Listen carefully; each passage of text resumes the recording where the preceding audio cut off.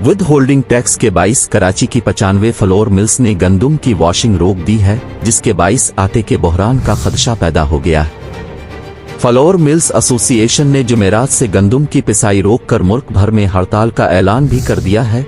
Chairman flour mills Sindh zone Amir Abdullah का कहना था कि जुमेरात से गंदुम की पिसाई भी रोक देंगे और कराची में आटे की सप्लाई भी बंद हो जाएगी। उन्होंने कहा कि गंदुम की वॉशिंग बंद होने से लेबर फारिग बैठी है। एसोसिएशन ने तमाम फ्लोर मिल्स एहतिजाजन गैर मुअय्यना मुद्दत के लिए बंद करने का ऐलान भी किया है। आमिर अब्दुल्ला का मजीद कहना था कि विद होल्डिंग एजेंट नहीं बन सकते।